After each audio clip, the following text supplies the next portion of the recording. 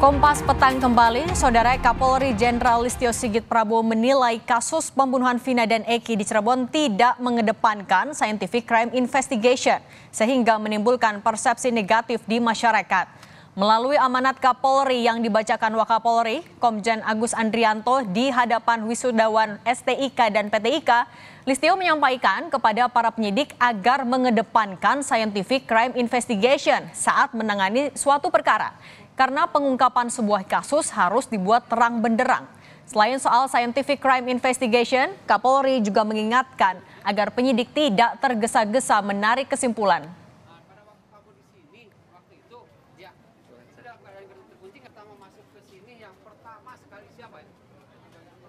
Mengedepankan scientific crime investigation dalam pengungkapan perkara. Dalam perkara pidana, bukti harus terang dari cahaya, lebih terang dari cahaya. Saya mencontohkan pada pengungkapan kasus pembunuhan Dr. Mawarti di Papua. Berdasarkan scientific crime investigation, pelaku berhasil diidentifikasi dengan hasil pengujian sampel DNA pada barang bukti. Namun pada pengungkapan kasus pembunuhan Vina dan Eki, pembuktian awal tidak didukung dengan scientific crime investigation, sehingga timbul isu persepsi negatif, terdakwa mengaku diintimidasi, korban salah tangkap, dan penghapusan 2 DPO yang dianggap tidak profesional. Menyusul munculnya sejumlah dugaan kejanggalan dalam penyidikan kasus Vina, 4 terpidana kasus pembunuhan Vina dan Eki memberikan kuasa terhadap tim pengacara Peradi untuk ajukan PK atau peninjauan kembali atas vonis yang mereka terima saat persidangan terdahulu. 4 terpidana kasus pembunuhan Vina, yaitu Hadi Saputra, Supriyanto, Eka Sandi, dan Rivaldi, sebelumnya divonis bersalah dan dijatuhi hukuman seumur hidup. Nama saya Hadi Saputra, saya bersedia untuk menandatangani kuasa hukum dan Pradi untuk mengajukan PK. Saya Supriyanto bersedia menandatangani kuasa hukum ke Pradi dengan sukarela. Saya Eka Sandi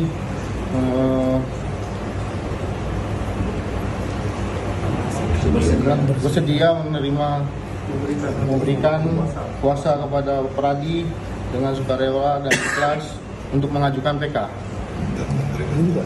Saya Rivaldi, saya dengan sukarela memberikan kuasa saya kepada PN Pradi untuk mengajukan PK. Menko Polhukam Hadi Cahyanto memastikan Kompolnas sudah mendengar dan mendapat hasil gelar perkara dari penyidik di Treskrimum Polda Jabar terkait kasus Vina. Menko Polhukam meminta Kompolnas terus mengawasi proses hukum kasus pembunuhan Vina dan Eki 8 tahun silam dari proses sidang pra-peradilan hingga vonis persidangan.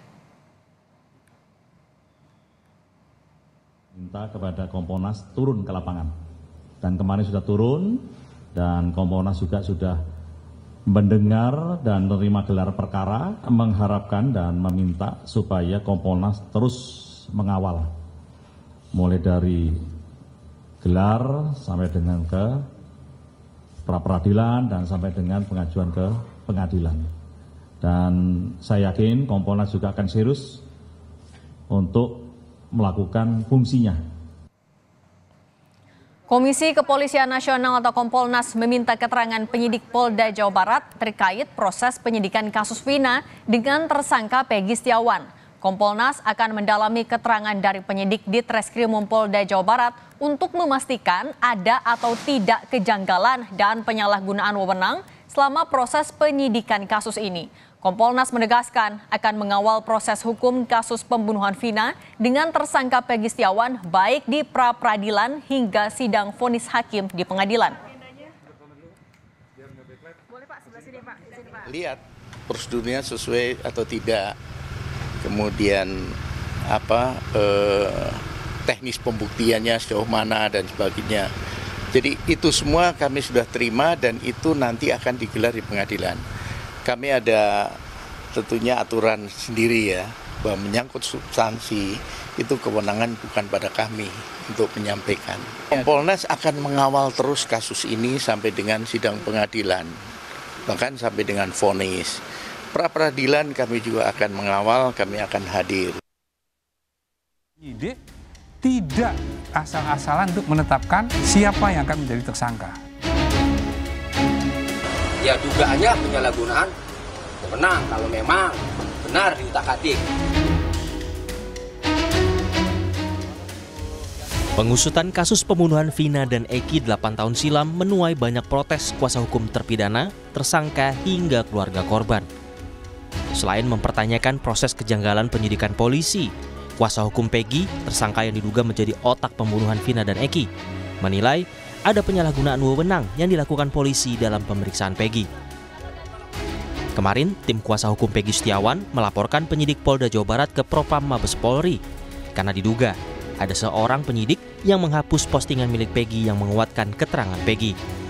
Ya dugaannya penyalahgunaan wewenang kalau memang benar diutak-atik. Kami hanya menduga karena ada proses hukum, ada jalurnya. Kalau kami teriak-teriak saja, maka tidak ada kepastian hukum. Makanya kami adukan ini biar ada kepastian hukum. Ya, jadi ini belum tentu juga ya. Misalnya penyidik ini, makanya kami melaporkan ini biar ada kepastian hukum ya. Kami hanya menduga karena dasarnya tadi akun Facebooknya postingannya hilang. Kemudian menurut Peggy Setiawan, penyidik meminta password. Di tengah berbagai spekulasi kejanggalan kasus pembunuhan Vina dan Eki, Mabes Polri angkat bicara. Kepala Divisi Humas Polri, Irjen Sandi Nugroho menyebut, hasil kematian Vina dan Eki di Cirebon 2016 lalu berdasarkan hasil visum adalah pembunuhan sadis. Polri mengklaim penetapan Peggy Setiawan sebagai tersangka berdasarkan alat bukti yang cukup. Salah satunya foto hasil penggeledahan rumah Peggy 8 tahun silam. Kami sempat baca bagaimana hasil visum. Masya Allah. Kami merinding. Ini visum baru atau visum lama? Visum yang lama. Hasil visum lama yang sudah dipaparkan dalam sidang pengadilan juga. Almarhum Ananda Eki dan Ananda Vina itu adalah korban pembunuhan sadis. Ketika penggerebekan di sana, difoto dan ditunjukkan sama pelaku, dan di BAP, di dalam BAP itu menyebutkan bahwa ya ini Pak, ini Peggy Pak, ini pelakunya. Ini sebagai contoh bahwa penyidik tidak asal-asalan untuk menetapkan siapa yang akan menjadi tersangka. Polisi sudah menyerahkan berkas pemeriksaan tersangka Peggy Setiawan di kasus pembunuhan Vina dan Eki ke Kejaksaan Tinggi Jawa Barat. 6 jaksa penyidik disiapkan untuk memeriksa berkas perkara Peggy. Sementara kemarin, polisi dan kuasa hukum Peggy Setiawan juga sedang mempersiapkan sejumlah bukti untuk sidang pra-peradilan Peggy terkait penetapan statusnya sebagai tersangka pada 24 Juni mendatang. Tim Liputan, Kompas TV.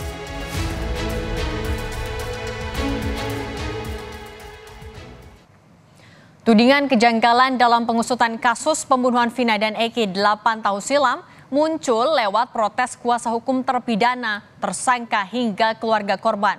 Terbaru, Kompolnas mendatangi Polda Jabar untuk memantau proses penanganan kasus ini. Polisi sejauh ini mengatakan penyidikan sudah berjalan sesuai prosedur. Perlukah pemeriksaan ulang kasus ini untuk mengungkap kasus Vina secara terang? Kita kupas bersama sejumlah narasumber yang sudah bergabung bersama kami di Kompas Petang. Ada Yusuf Warshim, Komisioner Kompolnas, Jutek Bongso, kuasa hukum 4 terpidana kasus Vina Eki, dan Muhammad Isnur, Ketua Umum YLBHI. Selamat sore Bapak-Bapak, apa kabar? Selamat malam. Ya, selamat sore. Saya mau ke Pak Jutek dulu. Pak Jutek Bongso, dorongan untuk melakukan eksaminasi ini kan muncul dari sejumlah pihak, mulai dari pakar, mantan Kapolda, keluarga, dan kuasa hukum Vina. Kalau dari kuasa hukum 4 terpidana melihat eksaminasi ini juga sesuatu yang perlu dilakukan tidak? Oke Mbak Vina, jadi kami luruskan bukan 4 ya, yang kami sudah dapat kuasa 6. Oke. Ya, ada 6 terpidana dari 7 ya terpidana seumur hidup yang sedang menjalani. Jadi kami sedang berusaha untuk, karena ini sekali lagi, karena ini sudah inkrah, sudah putusan hakim, kita harus hormati tentunya, dan sebagai langkah eksaminasi tentu kami sedang mempersiapkan untuk langkah peninjauan kembali gitu, Mbak Gina. Oke, apa saja Pak? Mungkin boleh dielaborasi lagi, dirinci persiapan dari tim kuasa hukum apa aja Pak? Jadi banyak hal mulai dari kejanggalan penanganan pertama yang sering kami sampaikan ya. Dari pertama terjadinya kejadian tanggal 27 Agustus 2016 saja sudah janggal menurut kami. Kejanggalan pertama itu timbul adalah ketika tanggal 27 Agustus 2016 dinyatakan kecelakaan tunggal. Ya kan? Lalu sudah dimakamkan, ya kan? Lalu Vina itu tidak meninggal di tempat ya, tapi sempat dibawa ke rumah sakit. Pertanyaan itu muncul dari pertama adalah kalau dinyatakan meninggal kecelakaan tunggal lalu belakangan di dalam dakwaan itu ada penusukan, saya rasa unit laka kita mungkin tidak akan seceroboh yang kita kira di awal ya. Kalau ada luka tusuk, ada luka penikaman atau ada curiga apalagi pembunuhan yang lain, saya rasa tidak akan dinyatakan sebagai kecelakaan tunggal dan sudah sempat dimakamkan. Itu yang pertama. Oke, baik. Gitu kan? Baik. Oke, saya mau geser dulu ke Kompolnas. Pak Yusuf, kalau Anda sendiri melihatnya urgensinya dilakukan eksaminasi seperti apa? Dan kemarin kan juga Kompolnas sudah turun langsung memeriksa di Polda Jabar. Ya, kami sebagai pengawas tetap bekerja mengawasi proses penyidikan kasus Vina ini, yang sekarang ini adalah penyidikan terhadap tersangka PS. Nah, eksaminasi sendiri tentu dilakukan dengan upaya hukum terhadap eksaminasi putusan pengadilan yang telah berkekuatan tetap, ya misalnya kan PK.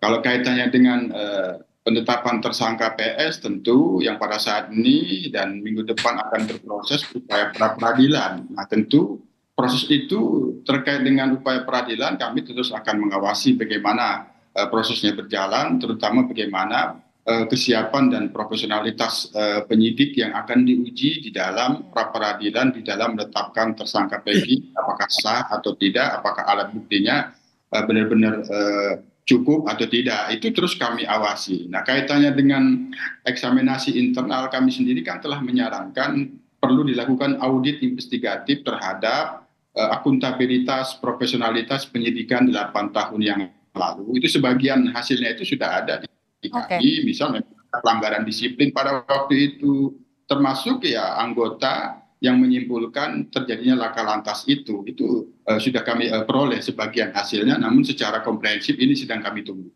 Oke, saya mau ke Pak Isnur. Pak Isnur, kalau Anda melihatnya sebenarnya kalau untuk eksaminasi ini harus melalui PK dulu atau bisa langsung dari polisi? Di eksaminasi itu ada banyak pilihan, Mbak. Ada eksaminasi yang berdasarkan aturan internal kelembagaan. Itu di Kejaksaan Agung ada peraturan Jaksa Agungnya. Di Mahkamah Agung ada peraturan Mahkamah Agungnya. Biasanya mereka akan menguji perkara-perkara yang sudah dituntut atau diputuskan oleh internal mereka. Jadi itu bagian dari mengevaluasi kerja-kerja internal kelembagaan. Tapi juga ada eksaminasi yang dilakukan oleh masyarakat sipil, oleh akademisi, oleh kampus ya, untuk menguji dan memberikan second opinion. Karena kenapa penting? Karena ada 3 hal, Mbak. Yang pertama adalah situasinya tadi korban, para tersangka, masyarakat luas tidak memiliki kepercayaan penuh, Mbak. Tidak percaya, ada distrust yang luar biasa gitu. Karena kenapa? Yang kedua, karena ada banyak kejanggalan. Yang ketiga, berdasar pengalaman dari kasus yang lain. Bagaimana kasus Sambo, banyak pihak menyatakan waktu itu sudah tidak ada masalah gitu ya. Termasuk Kompolnas di awal-awal bilang juga begitu. Tapi ketika Pak Kapolri bentuk tim baru, membuka, melakukan audit, baru kebongkar semua.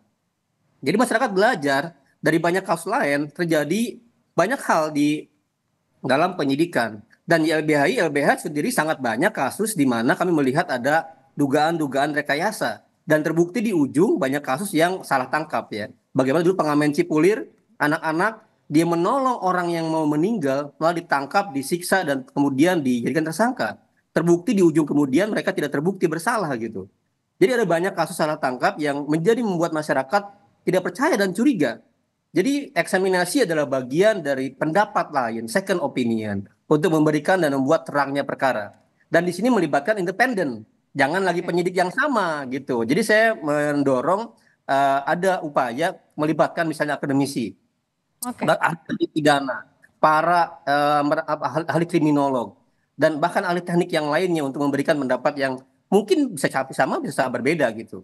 Oke. Tadi Anda juga menyebutkan bahwa ada persepsi yang tidak percaya dari masyarakat. Artinya semua mata tertuju ke kasus ini. Apakah ini jadi pertaruhan? Apalagi Kapolri bilang kasus ini tidak dilakukan dengan adanya CSI, crime investigation, crime scientific investigation.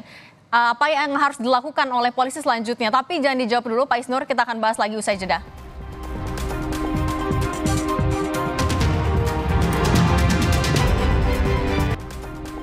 Masih bersama kami Komisioner Kompolnas Yusuf Warsim, kuasa hukum 6 terpidana kasus Vina dan Eki, Jutek Bongso, dan Ketua Umum YLBHI Pak Muhammad Isnur. Saya mau ke Pak Jutek dulu. Pak Jutek, tadi untuk mempersiapkan pengajuan PK yang terdekat yang sudah disiapkan akan dilakukan oleh tim kuasa hukum apa aja, Pak? Ya, kami sedang mempersiapkan semua, mengumpulkan bukti-bukti dari awal, tadi yang saya sampaikan dari mulai awal kejadian, kejanggalan-kejanggalan yang terjadi dalam selama proses penyidikan sampai kepada vonis, dan juga sampai hal-hal baru yang sekarang kami temukan.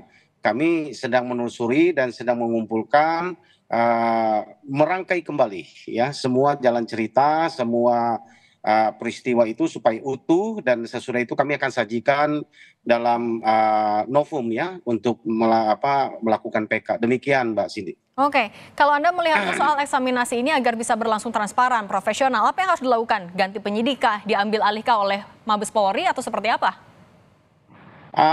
Untuk eksaminasi yang kami sedang lakukan, saya pikir tidak memulai dari awal lagi, oleh karena ini sudah vonis inkra. Kami hanya menghadirkan novum ya, bukti-bukti baru yang kami rasa kekeliruan saat itu yang tidak muncul setelah menjadi fakta atau pertimbangan hakim di dalam putusan, itu tentu kami akan hadirkan. Tentu ini bolanya ada di Mahkamah Agung ya, untuk menilai semua bukti yang kami ajukan ini valid atau tidak, apakah menjadi novum apa tidak. Tapi keprihatinan kami berdasarkan apa yang kami telusuri sampai hari ini ya, itu sebabnya kami dari Dewan Pimpinan Nasional Pradi ya sangat yakin dengan apa yang diceritakan oleh para terpidana maupun dengan keluarganya, berdasarkan bukan hanya berdasarkan pengakuan. Kami telusuri BAP-nya, kami telusuri apa-apa yang mereka ceritakan, ya kami menilai, ya kan ini udah pekerjaan kami hari-hari ya, termasuk juga penyidik. Ya mari kita sajikan nanti semua itu dalam bentuk novum nanti gitu Mbak Cindy. Oke, saya mau beralih ke Pak Yusuf. Pak Yusuf, kemarin kan dari kuasa hukum juga menyebutkan kalau ada distrust, mereka melaporkan penyidik ke Propam Polri karena ada ketidakpercayaan. Kalau Anda melihatnya untuk menjawab itu, untuk eksaminasi ini apakah ya tadi haruskah ganti penyidiknya atau haruskah diambil alih oleh Mabes Polri atau gimana Pak? Kami sendiri karena kepastian hukumnya terutama terhadap penetapan tersangka PS ini harus segera diberikan, tentu kami mendorong agar ini segera dituntaskan. Kalau katakanlah ada wacana menghentikan, bagaimana dengan kepastian hukum PS? Penghentian perkara kan didasarkan satu alasan yang berdasarkan hukum, misalnya tidak cukup bukti sehingga dihentikan, kan itu. Tentu proses hukum ini tetap kita awasi, terutama bagaimana profesionalitas dan akuntabilitas penyidik. Nah sekarang kan sudah ada pelimpahan berkas ke jaksa penuntut umum, ini akan kami awasi seberapa mampu penyidik nanti apabila sudah ada hasil penelitian jaksa penuntut umum untuk memenuhi petunjuk-petunjuk jaksa, itu terus kita awasi. Yang kedua terkait dengan proses upaya hukum yang dilakukan oleh para pihak, termasuk mengeluhkan proses penyidikan itu apabila akan dilaporkan ke Propam atau sudah dilakukan Propam, itu kita bisa pahami itu bagian dari hak para pihak untuk memastikan bahwa penyidikan penanganan perkara ini benar-benar profesional dan akuntabel. Kami sangat paham bahwa memang Polri, penyidik Polda Jabar pada saat ini dihadapkan satu tantangan ketidakpercayaan publik. Walaupun demikian, tentu kami tetap mendorong Semuanya itu harus didasarkan pada bukti-bukti yang terang yang bisa menerangkan bagaimana sebenarnya peristiwanya. Itu yang harus kita dorong dan kita awasi. Oke, nah kalau Pak Isnur, Anda melihatnya, kan Presiden sudah melihat juga kasus ini, Kapolri juga sudah memberikan pernyataan. Kalau Anda melihatnya untuk mengurai benang kusutnya sendiri dalam penyelesaian kasus Vina dan Eki, sebenarnya apa yang harus dilakukan polisi? Ya, Kapolri itu kan janjinya yang terakhir promosi itu kan adalah transparansi berkeadilan, ya kan? Maka ketika mengungkapkan sebuah perkara, orang bertanya kenapa perlu 8 tahun untuk menangkap satu orang lagi. Tadi diceritakan juga banyak sekali kejanggalan ya yang terjadi oleh para terpidana gitu. Jadi ini kan semua pertanyaan dalam selubung ya yang kita nggak tahu karena bukti-bukti dipegang oleh kepolisian gitu ya. Beruntung ada pengacara, ada lawyer yang membela dan mau menelusuri ulang bukti-bukti itu gitu. Jadi Kapolri pertama ada banyak kasus yang Pak Kapolri pernah alami. Bagi saya dia harus bikin yang memang dimandatkan membuka semua kekurangan dan dicek ulang semua proses penyidikan dengan niatan ya memperbaiki kelembagaan. Jangan sampai kira-kira ada kekeliruan 1-2 penyidikan dianggap sebagai bagian utuh dari kelembagaan gitu. Jadi bagi saya ketika ada duri ya dalam daging cabut durinya, jangan sampai merusak seluruh daging itu. Jadi cek ulang penyidikannya, semua prosesnya. Bila perlu ganti dan kirim dari Mabes gitu ya, dengan semangat memperbaiki, semangat transparansi berkeadilan dari visinya Pak Listio Sigit gitu. Dan kan itu kita butuh pemulihan, kita butuh trust kembali kepada kepolisian dalam hal ini. Seperti dulu ketika Sambo, Pak Listio bikin tim baru, orang memahami bahwa ini adalah upaya pemulihan kelembagaan yang baik dan ketahuan apa yang terjadi sebenarnya gitu. Oke, saya mau ke Pak Yusuf lagi. Pak Yusuf, kemarin kan Kompolnas juga sudah turun langsung memeriksa penyidik, kemudian juga melakukan pengawasan dan lain-lain. Yang ditemukan dari Kompolnas sejauh ini apakah ada kejanggalan juga, Pak? Ya, saya ingin menjawab dan menjelaskan apakah pada saat ini sudah dilakukan pengecekan kembali proses penanganan. Sedang berjalan pengecekan, itulah melalui dibentuknya tim asistensi gabungan Propam, Bareskrim, dan Inspektorat Pengawasan. Kalau itu terkait dengan pelanggaran kode etiknya ada di Propam, kalau itu terkait dengan manajemen penyidikannya itu ada di Inspektorat Pengawasan, kalau itu terkait dengan penyidikannya ada di Bareskrim. Ini bekerja mereka mengecek bagaimana penanganan 8 tahun yang lalu. Hasilnya apa, Pak? Ini sedang berjalan, termasuk kami sudah mendapatkan sebagian, memang ada pelanggaran-pelanggaran disiplin dan itu sudah diberikan sanksi pada waktu itu. Ya salah satunya yang menyimpulkan itu kecelakaan lalu lintas, sehingga korban dimakamkan pada waktu itu. Nah, yang kedua, hasil pemantauan kami langsung kemarin tentu kami melihat bagaimana proses perjalanan penyidikan terhadap tersangka PS ini. Kemarin kami sudah dijelaskan bagaimana barang bukti yang ada di berkas PS itu ya sudah bisa menjelaskan bagaimana peristiwanya, hanya kami tidak bisa memberikan kesimpulan secara material. Tentu ini wilayahnya ada di proses persidangan yang kebetulan ada pra-peradilan nanti, ya tentu ini nanti akan diuji. Oke, baik. Bisa dibilang ini juga jadi pertaruhan bagi Polri untuk membuktikan bisa mengurai benang kusut ini atau tidak. Terima kasih banyak Komisioner Kompolnas Yusuf Warsim, Kuasa Hukum terpidana Vina Eki, Pak Jotek Bongso, dan Ketua Umum YLBHI Pak Muhammad Isnur. Sehat selalu, selamat sore Bapak-Bapak.